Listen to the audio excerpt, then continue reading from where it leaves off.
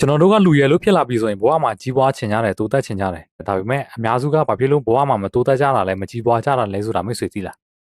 အဖေကဘာလဲဆိုတော့ကိုယင်းနှမျိုးနံမှုမလုပ်လို့တချို့ယင်းနှမျိုးနံမှုတွေကပတ်စံမလို့ပဲမဲ့တချို့အရေးကြီးတဲ့ယင်းနှမျိုးနံမှုတွေကတော့ပတ်စံပေးရတာပေါ့ဥပမာတချို့ပညာရက်တွေက YouTube ပေါ်မှာလေ့လာလို့ရတယ်လို့အခမဲ့ online class တွေမှာလည်းလေ့လာလို့ရတယ်အားနဲ့ချက်ကဘာလဲဆိုတော့ပတ်စံကုန်စရာမလိုတဲ့အတွက်အဲ့ဒီရဲ့ပြန့်ကျဲနေတဲ့ဘူရူသားတွေကိုလိုက်ပြီးတော့စူးစီဖို့အချိန်များကြီးကုန်တာပေါ့ဒါပေမဲ့အဲ့ဒီတန်မိုးရှိတဲ့အချိန်တွေကနည်းနည်းချီပြီးတော့ကြာသွားတတ်တယ်တချို့ပညာရက်တွေကကျတော့ပတ်စံပေးရတယ်ဥပမာစာအုပ်ဝယ်ဖတ်တာသင်တန်းဝယ်တတ်တာတွေပေါ့ဒါပေမဲ့ဘာဖြစ်လို့ကျွန်တော်တို့ကအဲ့ဒီပညာရက်တွေကိုပတ်စံအကုန်ခံပြီးတော့ဝယ်ရတယ်ဆိုရင်အမြန်လမ်းပေါ်တတ်တာနဲ့တူတယ်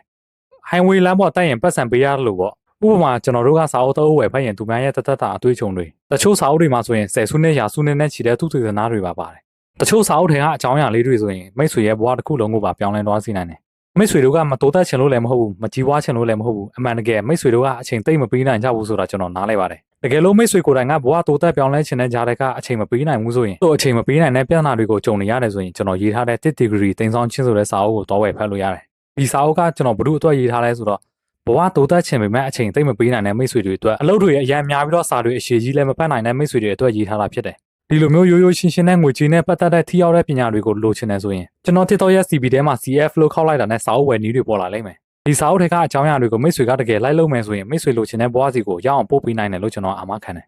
ဖတ်ပြီးလို့မှဘာပညာမှမရဘူးဘာအသွေးခေါ်မှမတိုးတက်တော့ဘူးဆိုရင်ကျွန်တော်လာပြောလို့ရတယ်ကျွန်တော်ပတ်စံပြန်အမ်းပြီးမယ်